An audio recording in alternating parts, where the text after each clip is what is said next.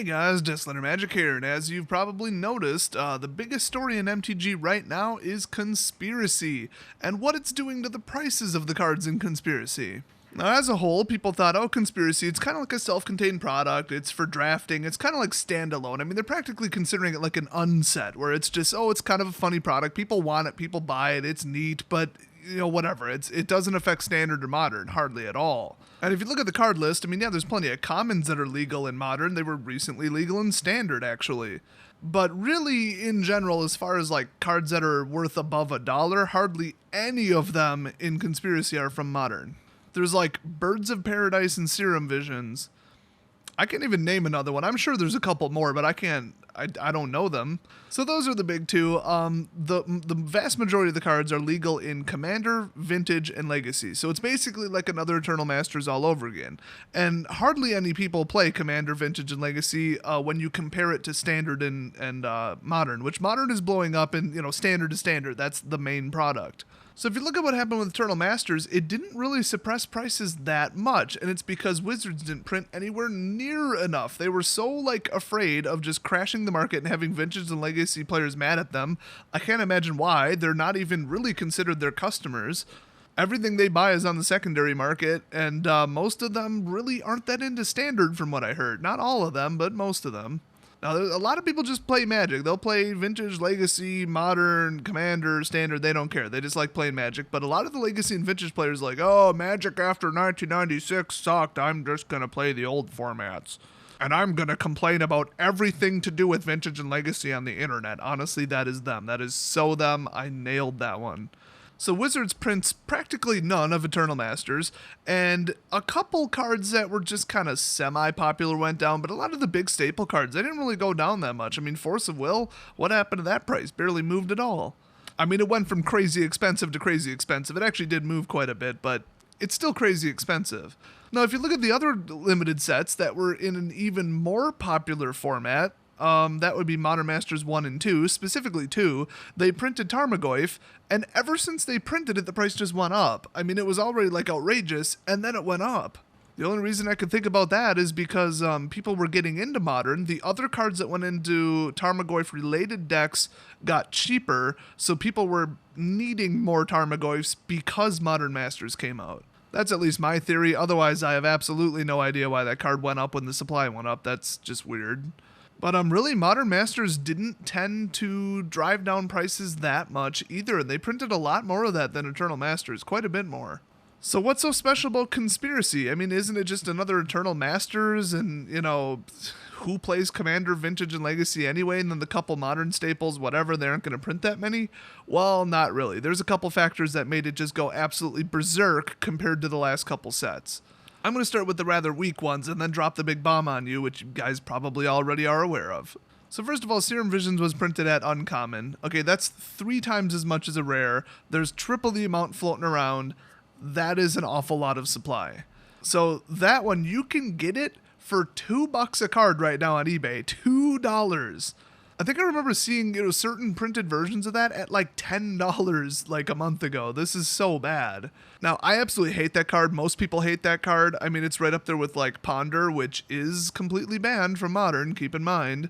They thought Ponder was unfair, but Serum Vision's all perfectly fair. And I know, yeah, it is significantly more powerful because of the order, but it's so similar. It's another one of those situations the famous example, Pyretic Ritual, Desperate Ritual, and Simian Spirit Guide are all legal, so you could just feed in mana and get mana out, or you just get mana for free.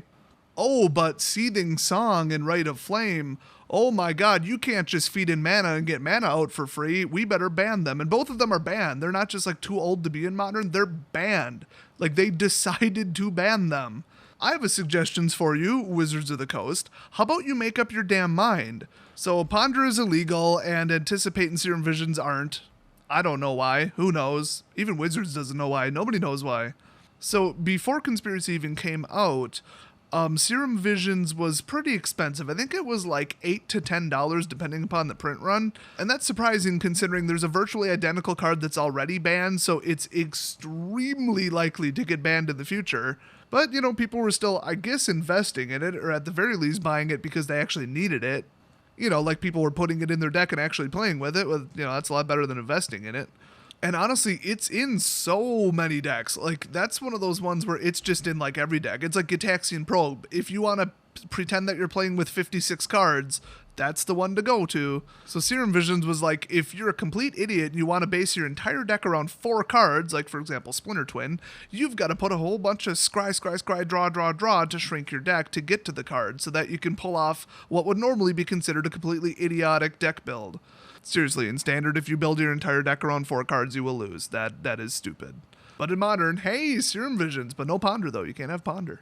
So with so many people playing with it, and it being so unbelievably popular, you would think that at a certain point, if it dropped to like $4 and you could get it for like, $16 for a set of 4. That's cheap for Modern. For a really good common Modern staple that everybody knows the name, everybody knows what it does. How could it have hit $2? I mean, it's sitting at $2 right now, and I heard a rumor that it was a little bit lower before. And even the king himself, Birds of Paradise. This is the 15th printing of Birds of Paradise, and every time they printed, I think it went up in price. It was in a ton of the core sets a couple of years ago, and it's like no matter how many they printed, it just wouldn't go down because just Birds of Paradise is Birds of Paradise. Everybody needs it. If you need some color fixing, some emergency air blocking, mana ramp, it taps for any color, you're throwing that sucker out there. So that was in as many, if not more, decks than Serum Visions. And even that card, it's just been steadily increasing. Nothing could cause that price to go down. It's at about 50% right now. It looks like you can pick them up for about $4 or $5 a piece on eBay right now.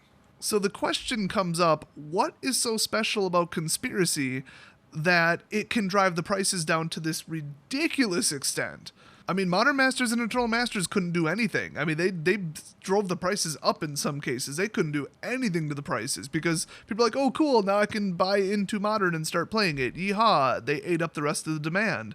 Well, why aren't people doing that with Conspiracy? Well, one, like 99% of the cards aren't legal in Modern that anybody gives a crap about. And two, and this is really the whole point, those were limited runs, but Wizards announced that Conspiracy 2 is going to be an unlimited print run, or as they'd call it, a print-to-demand set. So as long as people keep ordering it, they're going to keep printing it, which you would think, why don't they do that all the time? Well, because it'll take a card and just trash the price. I mean, some of the cards are down 80 to 90%. Like, that's like from $10 to $1. Like, that's insane. So you've got the fact that Conspiracy was printed already at higher numbers than Eternal Masters. Mix it with the mental image in everybody's head that Wizards is going to print the balls off of this set if people keep ordering it. And you have the potential for some really low prices. Not necessarily what's going to happen, but you have the potential. And if you know anything about investors on Wall Street, if there's even a whisper about something, or they can read between the lines on some kind of New York Times headline, boom, there goes the stock. Investors are skittish as hell, and there are quite a lot of investors, trying to attack Conspiracy because they can get all that they want. So if they want 100 cases of it, they can turn around and actually get it. And that brings me to an interesting point. It seems like investors and players that are concerned with card prices, so just everyday Joes on the way up to like super investors, like the big companies, they all want something that doesn't exist. They all complained about Eternal Masters saying, we can't get enough. This sucks because the set is worth so much, but we can't get enough. Okay, so you want a set that's printed in high enough numbers that you can buy all you want of it, but still have it worth as much as if it was printed at low numbers. That's not a thing that can happen. That's impossible. Those are complete and utter polar opposites. The closest you could get is that people wanted to play Standard with like BFZ and OGW, but then there was the Full Art Lands, and then the Expedition, so there was like 2 reasons to buy it, so then the investors could sit on those, and then the players still wanted to play with the cards, so there's kind of like 2 demands, so you could get a really, really high return from the boxes, but it didn't like collapse the actual market because people were actually playing with them. That is a drastic oversimplification of how those 2 sets worked, but you get the idea. So with Conspiracy, people heard about the fact that this was going to be printed in non-limited numbers, and people went from that tab in their browser to eBay and immediately listed every copy of Show and Tell that they own. So people thought to themselves, okay, They could be printing, 10,000 copies of Show and Tell, or 100 billion. Hit the sell button, emergency sell button. Little lights are flashing in their head and they're just bonking a giant red button on their desk that says sell, sell, sell. So in their minds, there was a potential for losing money because of a just drastically overprinted supply. So they caused that to become reality by selling off every single card that they could find. Then it became a cascading problem where everybody who picked up Conspiracy is like, oh my god, it's dropping by like 10% every 5 minutes. Like, I need to just cut the losses, sell all the singles, and not order any more Conspiracy.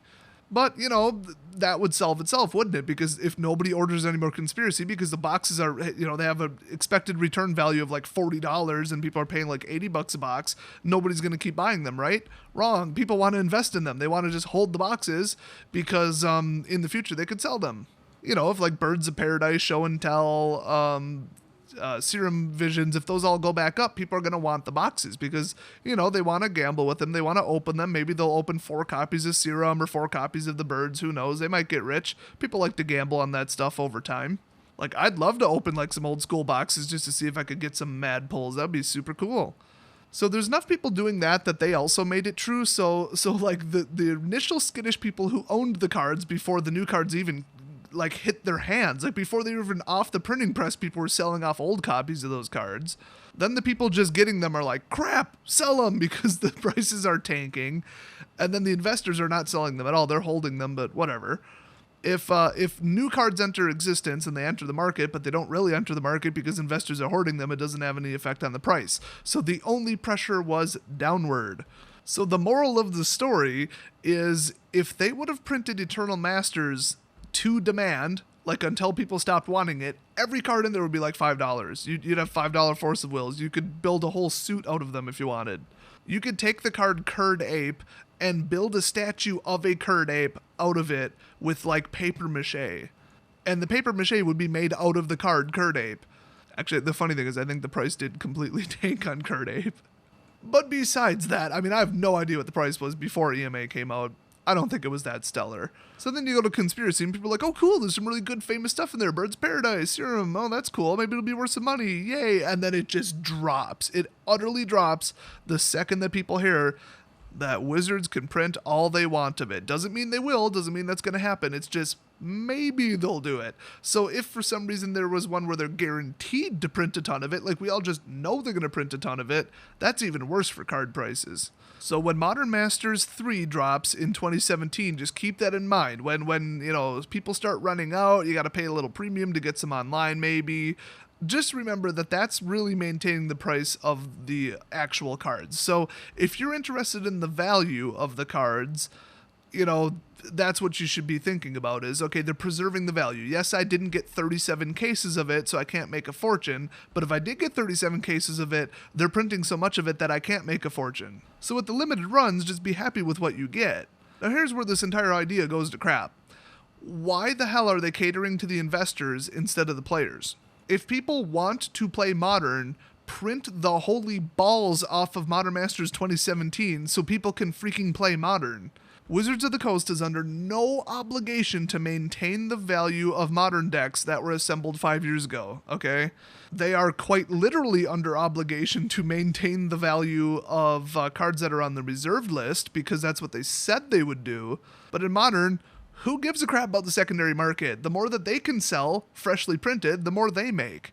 And yes, it's kind of a polite and kind thing to do to existing Modern players to not take their $1,000 deck and make it a $300 deck, but for every one of those, there's 10 people waiting in line to play Modern but think it's too expensive. Because it is. They're correct. They don't just think it is too expensive. I want to finish my Black Death deck, but I only have one Phyrexian Obliterator, and I sure as hell don't have $55 a piece to buy the rest. That's crazy, and it's keeping me from reasonably playing that deck at a Modern tournament. So if they were to put Phyrexian Obliterator in Modern Masters 2017 and then just print it to death, and I could pick it up even as a mythic for like $5 or $10, so could 10 other people that want to put it in their deck and want to assemble a deck idea for Modern, and all it does is hurt like one person that already has it in their deck. I'd actually have no problem with them devaluing my existing deck that has one Obliterator in it so that I could get my hands on 2 more. So I'm on both sides of the fence, and I still want them to print the hell out of it. So what do you guys think? I mean, I'm also a singles seller, so I'm on like all three sides of the fence. This is some kind of quantum geometric 4-dimensional fence. And if they print Modern Masters 2017 to death, I'm not going to be able to make any money on it. But then again, I'm not a WPN location, so I don't get one single box of it. So I don't even know why I'm saying that. But, you know, for the analogy reasons, pretend I could get my hands on it and that I was selling them for singles. Great, the investors can skip that set and let the players take over. I mean, it's like, oh no, the poor investors, they had to cancel all of their orders and stop hoarding cards and selling them back to us for an inflated price. Now the players can actually afford to pick it up and there's enough to go around and the prices are reasonable. I think most players don't really care whether they buy a sealed box or whether they buy the singles. If the prices are lower, they're happy. That means with Modern Masters, they can actually play it, and that's why I think Conspiracy was really healthy for the, the couple cards that went into the formats that people actually play. So if you really needed Serum Vision for your Modern deck, that just helped you out a ton. And then anybody running it, okay, they just lost about $30. Whatever. They got more than their value out of their deck in the last, 5 or 10. Modern's only been out for like 6 years. So over the last couple years, they made more than enough of the card's value by actually picking up the deck and playing with it. I mean, why are they entitled to build a deck for $100 and have it always be worth $100? Like, why? You're using it. You're not leaving it locked up in a vault. You're actually using it. This isn't card speculation. It's in your deck that you're playing with. So if a card goes from $30 down to $5, good. I mean, where was the contract saying that it had to go up or maintain value? You bought it at $30 a piece because you're an idiot and you didn't wait for the card to be reprinted and go down in price. That's what it really comes down to. I mean, if you thought I'm going to drop $1,000 on the deck, that $1,000 is gone. And if Wizards wants to help out Modern players in the future by printing it to death and dropping the value, too bad. That's on you for paying too much for it. So I do think that the next Modern Masters should probably be printed at least at a much higher volume, if not exactly like Conspiracy was, where they print it until people are done buying it. It would crash the prices, but, like I said, if you're already playing with a Modern deck, you bought the deck. You're not investing in the deck, you bought it. You're playing with it. Congratulations, you don't get free money. You don't get a guaranteed 10% increase in the next 5 years. If all you care about is money, then if you're an investor, buy standard and then sell it as singles within the first week, because that's like guaranteed money unless the set completely bombs. And I did make money in the first week selling Journey to Nyx, so, kind of doesn't matter if it bombs. Or you can buy the investment cards, the reserve list cards. So just investors, price speculators, people just nutso about price, they can just completely stay out of the next Modern Masters and they should just print it to death. That's at least my opinion. So what do you guys think? Do you agree? Do you disagree? Do you think Conspiracy should have been limited to maintain the prices? Do you think that they should have put more cards that were popular in Modern in Conspiracy to drop the price on them and just absolutely tank the prices? Were you holding a bunch of the cards that were in Conspiracy and now you just lost a ton of money? Whatever the case, leave it down in the comment section, because this is such an interesting, complicated problem, and there's a lot of different viewpoints on it. But what I do know is that if you're a complete dick about leaving your comment, I'm going to block you from my channel. I don't care if you're agreeing with me. If you're a dick about it and you're rude and you're a terrible person, I'm going to see your comment and I'm going to block you. So on that very positive note, I will see you guys next video.